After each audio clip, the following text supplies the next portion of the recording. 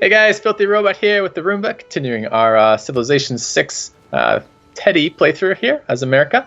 So you want to jump right in and check out this aqueduct thing? Because I'm curious now. Yeah, so we have an aqueduct in Nederos? No. Yep. Yeah, it just finished here as well. Okay. So we have two districts in here right now, right? We have the aqueduct and we have the harbor. We should be getting the free amenity for that. Now, this is going to be a little bit tricky to, or it's not amenity. Is it housing or amenity? It's our social policy. We're just looking at it and I've forgotten now. Let's see. 3, because that's a friggin' city center. Does city center count for this? Oh, we're going to check. We're going to test this. Okay, so +1 housing in each city with at least 2 specialty districts. That's what the thing says, right? Mm-hmm. Go find a city that only has 1 district. We have 2. We have 3 in this one now. So find one, or because the city. I want to see if the city center itself counts. Okay, so we want to see if. I highly doubt that it would. I mean, but it's a specialty district for all adjacency bonuses. Why wouldn't it be for? This one has 0. This counts at 0. So if it's saying that the city center and the aqueduct are 0. Well, that says actually districts constructed. It is possible it counts as a district without being a constructed district. That would make sense since you don't construct it. What does this one say? This is the cap? Yeah, the capital has got a holy site, aqueduct, city center. And it says only 1 district constructed. So your aqueduct is not counting for that. So, okay, let's then see, because even though it's a district, does not count as a constructed district. Mm-hmm. You want to see if that policy... Yeah. Or, no, not the policy. Yeah, +1 housing. So we want to figure out should say, how much housing. There. So we have 12 total housing. From civics, 0. It's giving us 0 housing from civics, despite the fact we have 3 districts in that city. We have the aqueduct, the center district, and we have 1 specialty district, which is... So specialty district is literally not an aqueduct, not a neighborhood, and not the city center. Right. So things that actually count in this number, 1 out of 3. Yeah. Okay, so that is giving us no bonuses anywhere in our empire then. Correct. So it's a complete waste, and we should have changed it last turn. We probably should have changed it. Well, we were expecting I was expecting aqueducts to kept triggered for that. All right, we've converted Nederos. So now this is going to spread within 10 tiles. Why would that be 3? Why wouldn't that be 4? You put 400 faith into that, 400 charges into that. Yeah, I don't know. Don't ask me. I just work here. Mouse over, click on the scene again. We have 3. Did that say 100 or 200 when you used up that charge? It did 200. What? That makes approximately 0 sense. Yeah. Fair enough. That's infuriating. Okay, so for Nederos, moving right along, we've got some good housing at the moment. We're about to grow our population. We're getting some more production here. We can knock out a harbor. I have no interest in that lighthouse. My interest is in either an industrial zone or could do monument. We don't have a monument here, and that's a fair chunk of culture. But my real interest is in an industrial zone or a theater square. We got to get each of those going. And my preference for this game would be get industrial zones up and then do theater squares. Well, unfortunately, we only have 1 location with +2 free production. And I don't see any other locations for mines. Unless you want to just build a mine here, this would turn into +2. Then the only other thing we need to think about then is where is our next district going? Well, hold on. Does what are the bonuses from industrial zone? 1 for every 2, right? So if we right on that hill, we could get a quarry bonus. Yeah, that would be pretty solid. And well, is that going to be better than just the production off the? I think quarry. I mean, we have faith off quarries, don't we? In general, I think quarries are worse than mines. So I think a grassland hill beats a stone tile most of the time. However, since we have the faith, it might be better to do it that way. Right, because our option right here is that we're going to turn this into a 2-2 if I build the lumber yard. Yep. But if we build the industrial zone, then we're going to get +1 automatically, right? Yep. Or, wait, no, there is no +1 automatically. The +1 is off adjacent quarries, which I assume what you mean is you're going to buy that quarry and improve it with that worker right there, and that would be the +1. That's what I thought you meant. Yeah, and then eventually get a second worker and improve the other one, and then we get +2 free production, which is kind of okay. Yep. Which would be superior to using the build on that, wouldn't it? No, that'd be a 2-2 tile that we're actually working. If you just put it next to the city itself gives you +1 because it's adjacent to a city and a harbor, and then it'll be adjacent to a hill. When we buy that hill, will be +2 that way too. I think it's better in it right there. Yeah. It gives us the immediate one, and then it will give us the same actual yield later. And did you want to think any more about where we would put the next district? I don't care. Okay. And you are sure then that you want to do that next? You don't want to do the temple or the monument? Here's some bad news. Now that I've talked you into this, see, you can never change that district now. So the district is there. You can't. And I think we're actually limited in the total number of districts in that city. I think the limit is 2 right now.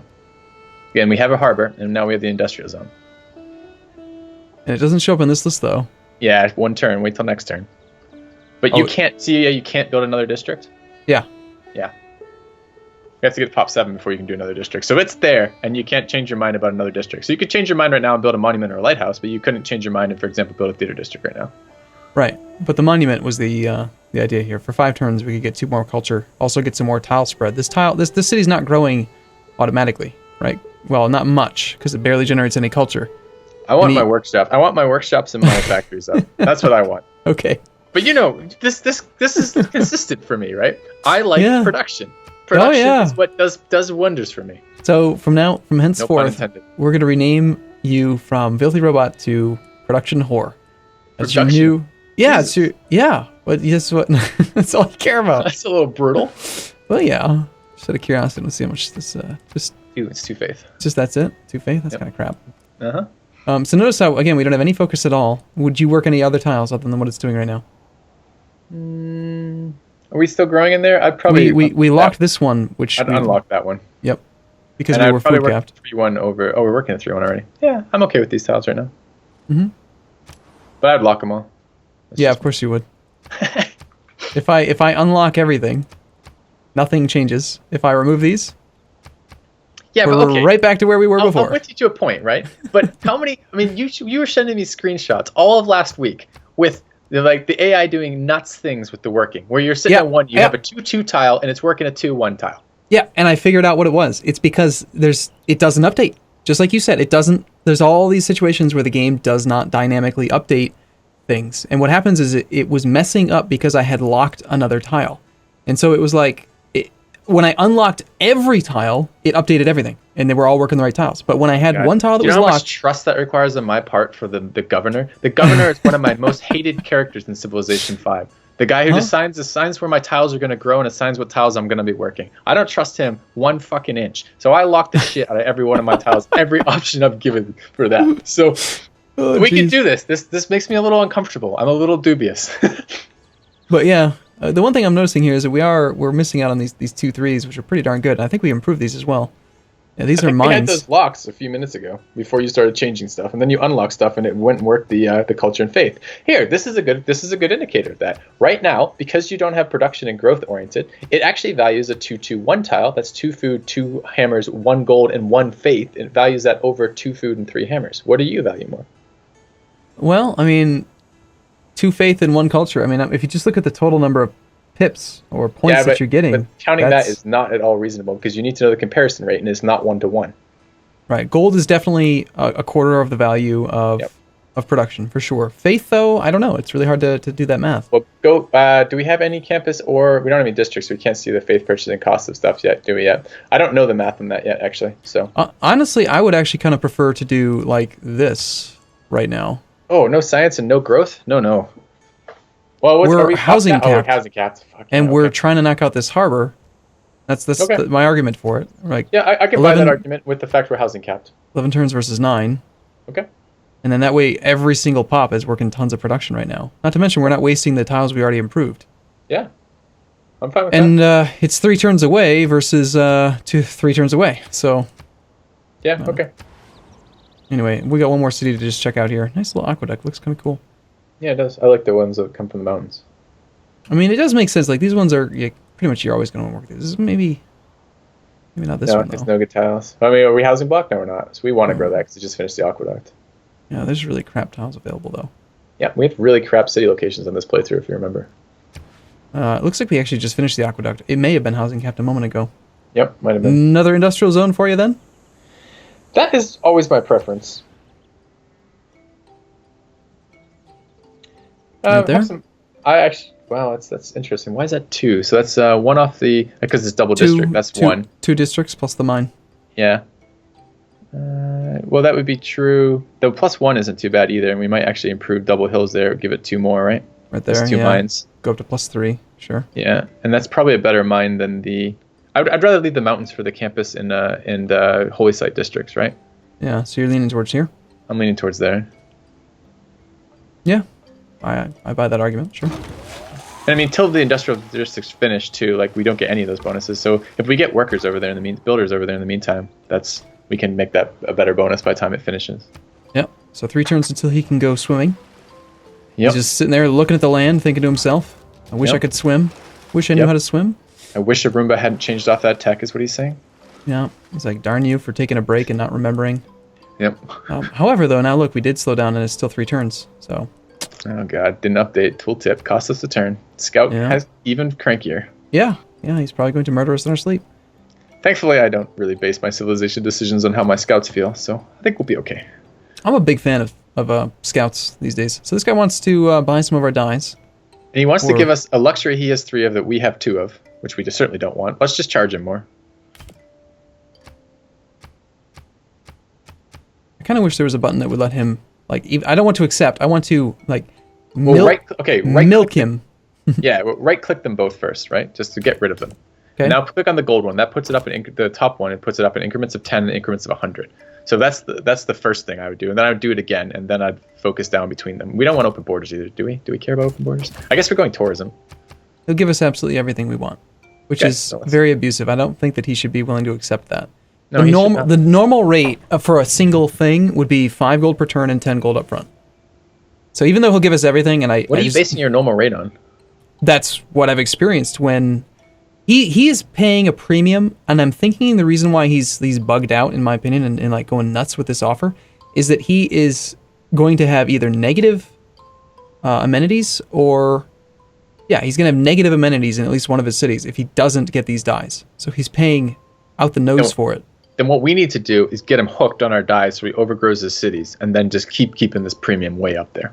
Okay, if you want to take the full value, I mean, it feels like we're abusing the AI again here, but... Well, we had this talk last time. You came down solidly on the side of, screw this guy, we're taking his money. Well, that was Norway. You know, I don't know about this guy. It seems like Congo seems like a pretty cool dude. All right, so we don't want to do this because we're going to turn this... No, we decided to put it there, so we do want to build this. Yeah, or do you want to use his last build on that mana over there?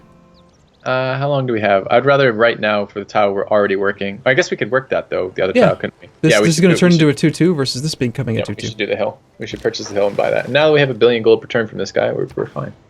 Yeah. I'm even. Yeah. Kind of ridiculous how much money we're making. Yeah, it is.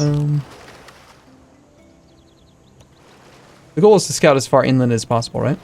Yeah. I've kind of cemented. Is that a city state we just met? No, he's just really far from home. Where the hell is he? Serious? No, okay. Yeah. We already meet him? Okay. Yep. Yeah, I'm used to... I've incorporated some of the strategy when it comes to like early scout movement and stuff and early warrior movement that you talked about with me in the first couple episodes. But nice. certain things I haven't been able to like ask you because we haven't been playing together. Like, how do you decide which way to scout with these guys? Like, when do you know... Yeah, and it's a little bit different. And it's good to kind of get general thoughts for that. You're going to screw them up all the time in real time, and you're going to make decisions that aren't totally logical in real time, but it's nice to have a set of rules that you're roughly trying to apply when you're doing things like scouting.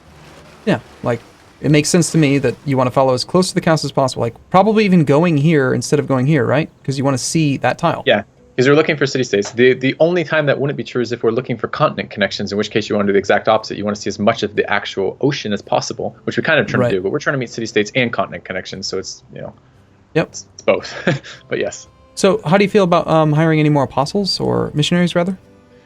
I don't think we need... Well, I want to enhance our religion next, because the decision of whether or not to aggressively spread our religion depends on what policies we take with it, right? What does it do for us when we can spread it? Mm-hmm. And I haven't decided that yet. I don't think you have yet either. And the only way to enhance your religion is through apostles. So we can't build apostles till temples, which we're knocking out next turn. So you want to save the faith for the upgraded unit. And I've actually not used apostles. I used a whole bunch of missionaries and didn't understand what they were doing. And I don't know. I didn't realize how do apostles earn promotions? They just start with one promotion. They can never earn a second. Unless I think there's some wonder that actually gives them, you're asking about relics. There's a wonder that gives all of your apostles that makes them all have that promotion. I remember there was a special building that you could build that would let you choose their promotion. Oh, I don't know which one that is. Is that the state? Is that? I think I think we're thinking. No, I think it's Japan. Is it a wonder? Oh, it's a wonder. Okay, I think it's a wonder. Japan game. Let me see if I can find it. It's somewhere around here. They're all cultural. The wonders for it. Aren't the religious ones all cultural? Yeah, filter wonder. Okay, so Terracotta Army is not. But I think you need to be in the civics tree because I think all of the wonders, because remember, civics ones unlock wonders too, and I'm pretty sure all of the religious wonders count as civics ones. Yeah, so if you sort by wonders here, I think you'll find them again. Yeah, so there's one over by divine right. There's one... Yep, there you go. All apostles you create gain the martyr ability in addition to a second ability you choose normally. Yeah, but I think there's even another one that lets you select which one you want, because there's like 6 martyr ones. I think it'd be to the left. Actually, I think it's a little bit earlier. How is that a wonder? It's not a friggin' wonder. It's 2 apostles. That's not it. That's not. That's a wonder. Okay. It's not going to be these. No, I'm not sure. I'm pretty sure this is the one that I was thinking of. Okay. This one made me think in addition to a second ability you choose normally, but you don't get to choose it. I thought you said it was random. Well, you choose out of 2, and the 2 that you get the option from are random. There's like 6 or 7 total. Ah, okay. And you want to hear something silly? There's a cap on how many of each one you can have active at a time. Why? So I don't know, but in my Japan game, I built like 15 apostles, and I selected the promotions I cared about more for the first ones, and eventually they ran out of abilities to get those. And then I built even more apostles, and they ran out of promotions entirely. Like none of them were able to get any promotions because there were no more promotions available because they capped the number you can have of each. Don't know why. So why did you build so many darn apostles is the real question. Because I was doing a religious victory. In which case you have to spread apostles, and it takes forever for them to get anywhere. So you build a lot early so they can move faster. So how do you feel about buying a settler or so out of Washington to keep our population growth costs down and getting that 5th city online? Or do you want to wait until...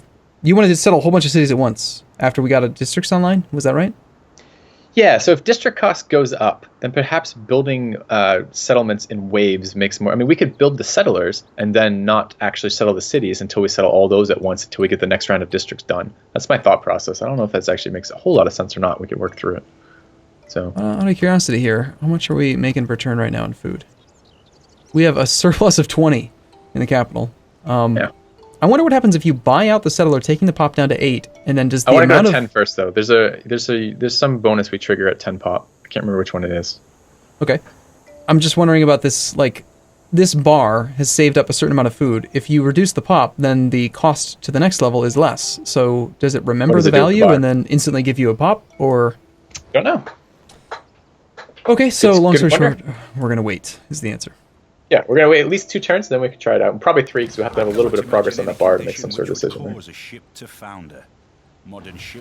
What was pillaged by barbarians? Trade route to New York? No, our marble. Because this guy over here, our buddy, Mr. Friggin' Die Addict over here, can't handle a camp 5 Kyles from his cap. Alright, I guess we have to handle that camp. And I can't hear sound when we play with this setup, so you gotta let me know when barb camps spawn. Yeah, I didn't even notice. I mean, I didn't hear a sound effect or realize that it was right there. But we're gonna need an archer down there, because that warrior's not gonna be enough on his own, I don't think. Well, he's level 1. He's got the plus... it's the wrong combat. Yeah, but he's gotta kill, like, 3 barbarians on his own, right? Yeah. It's a long trip, this guy. Yeah. Yeah, it is. And we don't have a builder down here, so it's gonna be a pain to get that back online. So at the very least, that warrior could go stand on tobacco so they don't pillage that as well, and we'll just have to be at a marble deficit for a while. I hope that didn't block any of... Did that screw up any of our static bonuses? Static, like, amenities? Yeah. I'm not sure. We lost access to the marble, so I have to assume we've just lost 1 amenity in every city. Yeah, and because we're trading away our second copy of marble, we have no backup for that. When does that go away? We just did it, like, last turn, so for a while. Is there a way to see your active deals? I think you can see it... We saw it in the gold, right? So we know it there. Oh, can you do it here as well? I think so. Could try one of those. I don't remember where I've seen it. I could have sworn. Agreements. What's the agreements? Is that something we can click on? In between our relationship and agendas? No. Okay, that's the active ones, but it doesn't give us a timestamp either. No. There we are. Yeah, no, I don't remember where to find it. So I guess it's the last one. 27 turns is how long it is on that. So this is interesting too. This is something to point out to the viewers, I suppose. So in Civ 5, just like in Civ 6, if you have 2 copies of a luxury and you're trading away one of those copies, and one of your copies gets pillaged, it automatically prioritizes your personal copy, not the deal. So it keeps the deal intact as long as it can while you're losing luxuries. Yeah. So pretty painful. Yeah. So what do you want to go for next? All right, so we have some decisions to make here. I was hoping to get that mathematics boost, which we're going for. We should start thinking about, we need to collect as many wonders in cities and districts that give us great writer slots in particular, and after that, art slots and musician slots. So you wanted, when we started this campaign, you wanted to build every single wonder that was there. That was your goal. And I've been talking you out of it, but now I'm going to do a complete 180 because we now have a strategy in mind.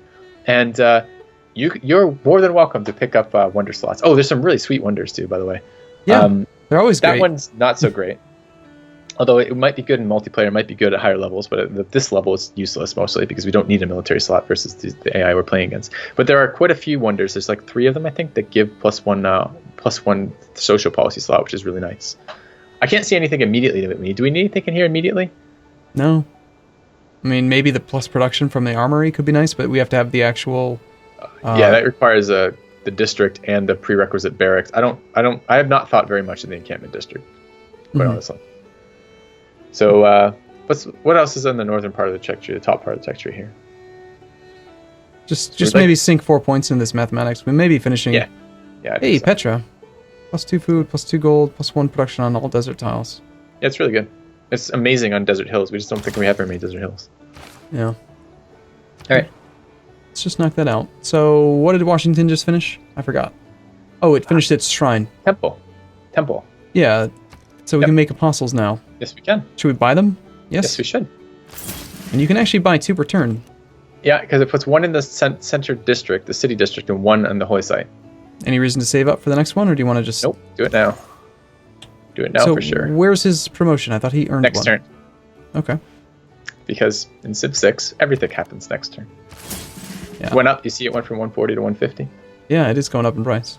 Yeah, it goes up because I don't know if it caps at some point, but it goes up every single time, I believe. And I don't know if that goes down again over time or if that is just like everything, like builders and settlers. When you build one, the next one costs more. I don't know that yet. All right, so what do we want in here? It's probably going to be production, right? Yeah, it could be industrial district. I'm not actually against building pyramids right now if you wanted. I would take that. Oh, except 12. I mean, because we're now a couple eras ahead. It's not getting so ridiculous, but our capital doesn't have good production. I don't know. Patronage of great people costs less faith.